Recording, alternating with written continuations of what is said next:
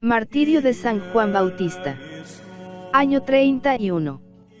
Memoria obligatoria. 29 de agosto. Montes rotos de Moab, paisaje de rocas desnudas, desierto de Judá, poblado por grupos de esenios escuálidos. Al oriente, el mar muerto, sepulcro viscoso de ciudades malditas, en la cima, asomándose a unos precipicios que turban la vista, la fortaleza, y en el centro de la fortaleza, el palacio. Tal se nos presenta Maqueronte en la descripción famosa de Josefo, un castillo inexpugnable dominando una tierra abrupta, desolada y candente. Pero el refugio de Cohortes se había convertido ahora en morada del placer. La locura del amor se reía de todos los terrores y desafiaba todas las miserias.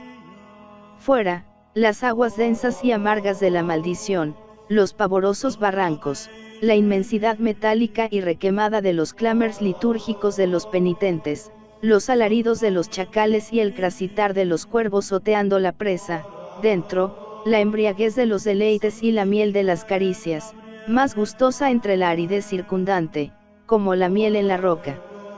Allí pasa sus días el hijo de Herodes el Grande, Antipas, tetrarca de Galilea. Detrás de aquellas murallas esconde sus vergonzosas pasiones. Como Roma lo hace casi todo en su pequeño principado, a él apenas le queda otra cosa que llevar la púrpura y gozar. Le acompañaba Herodías, y la hija de Herodías, Salomé. Herodías, nieta de Herodes el Grande, era otro vástago de su misma familia. Antipas se la había arrancado a su hermano Felipe, no Felipe el tetrarca, de quien hablan los evangelistas, sino el humilde Felipe Boeto, que vivía en Roma sin ambiciones. Pero su mujer las tenía. Bella, arrogante, imperiosa, llevaba en las venas la espuma de la sangre, los audaces designios, las perversiones magníficas de los asmoneos, macabeos. Aquella condición inferior la humillaba, quería reinar a toda costa, y bastó que Antipas la ofreciese un trono para abandonar a su primer marido. Aquel naídel de guerra defendía ahora los secretos de los dos amantes. Era dulce vivir allí, en medio de pompas cortesanas, de incienso de adulaciones y magnificencias orientales. Tal vez el pueblo empezaba ya a murmurar escandalizado, pero en el alcázar todo eran sonrisas y pronósticos de ventura. De repente, rígido, airado, centelleante de indignación, apareció un hombre en el umbral. Era el Bautista, el profeta del fuego, magnífico y terrible con su larga cabellera, con su rostro tostado del sol, con su barba torrencial, con su piel de camello y su cinturón de cuero. Juan comprendía que se acercaba el fin de su misión. Cerca de él, otro profeta empezaba también a predicar y a bautizar, agrupando en torno suyo a todos los que aguardaban el reino de Dios.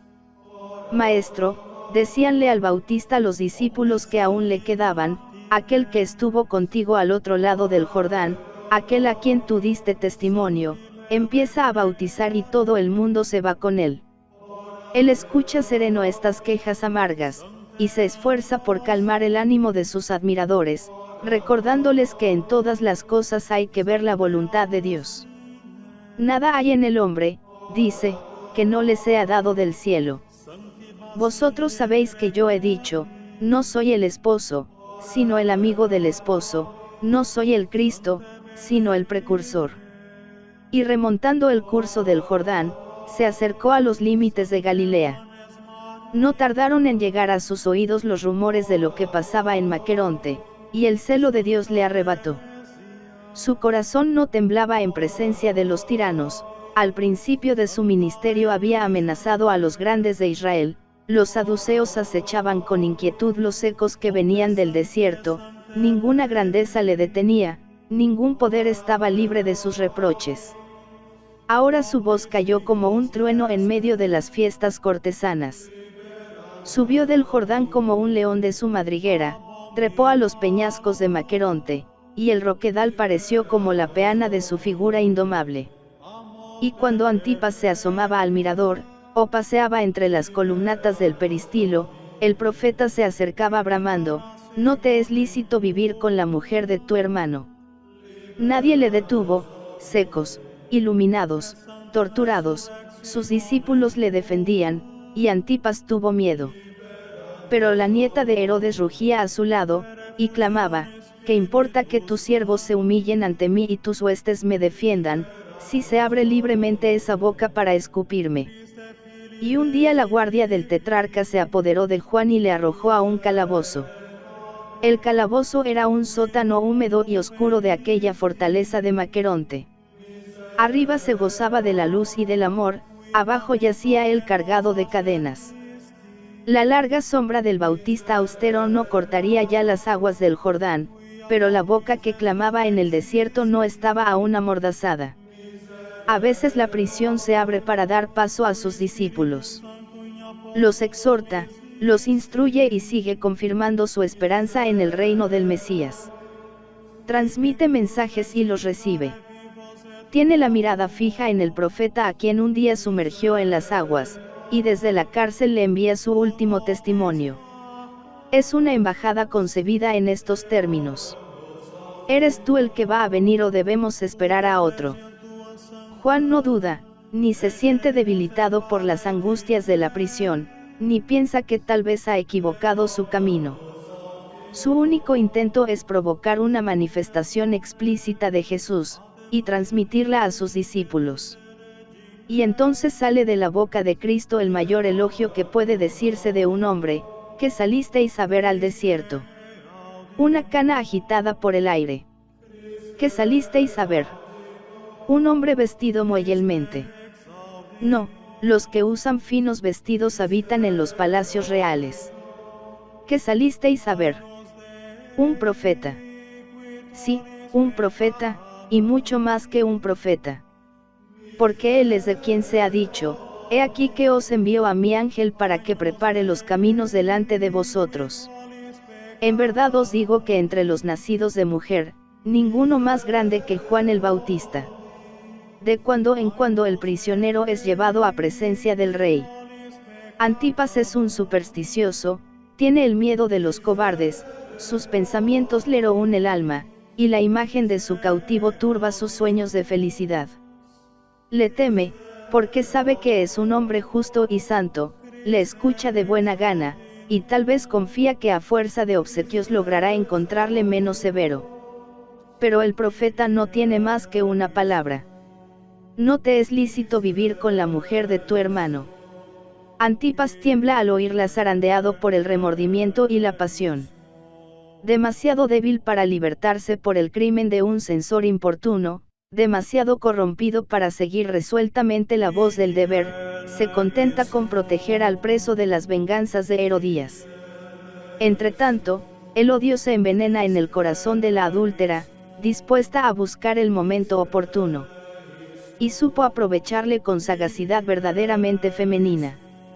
Casi un año llevaba Juan Bautista en la prisión, cuando llegó el día del natalicio de Herodes. Hubo fiestas solemnes para celebrar el grande acontecimiento, hubo epinicios y canciones en griego y en hebreo, y para terminar los festejos, un espléndido festín en que brilló aquella magnificencia deslumbrante de Herodes, que se había hecho proverbial hasta entre los poetas y los patricios opulentos de Roma. Sobre triclinios de bronce de Iberia y de sidro de Numidies se recostaban los más altos personajes de Galilea, rabinos, banqueros, oficiales y cortesanos. Delante, mesas de mármol sobre caimanes y ciervos de plata, y en los muros, colgando de los frisos de cerámicas y mosaicos, alcatifas de Persia, pieles de dubongo, almagradas, tejidos de Susa, adornados de toros y gacelas, de amenos paisajes y escenas de caza y de guerra.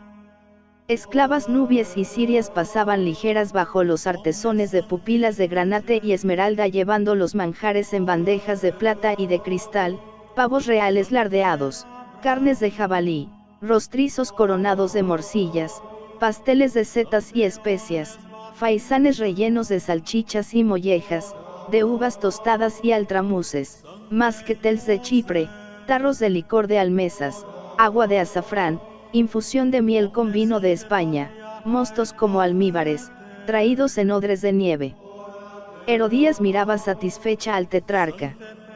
Las piedras de sus collares resplandecían como pupilas de tigre, y sus ojos brillaban como sus brillantes. Estaba más acariciadora, más salamera que nunca. Muchas sorpresas había preparado para aquella noche, pero la mayor estaba reservada para el fin, la mayor, la más regocijante, la más embriagadora que los vapores ardientes del Falerno. Antipas había pasado su juventud en Roma, conocía los movimientos jónicos de que habla Horacio, las evoluciones de las bailarinas gaditanas, las danzas lascivas de Capue y de Nápoles, la seducción de los coros de las doncellas representando las escenas más audaces con sus gestos y actitudes. Ahora bien, en el palacio había una joven que, educada en Roma, conocía los secretos más sutiles de aquella ciencia terrible. Era Salomé, la hija de Herodías. Herodías quiso que Salomé bailase. Y bailó. Y de tal manera subyugó el corazón del príncipe con el donaire de su danza, que, entre los aplausos de los comensales, Herodes prometió darle cualquier cosa que pidiese, aunque fuese la mitad de su reino. Y lo juró solemnemente. Ella permaneció indecisa mirando a uno y otro lado. Se le ocurrían tantas cosas, que no sabía qué pedir.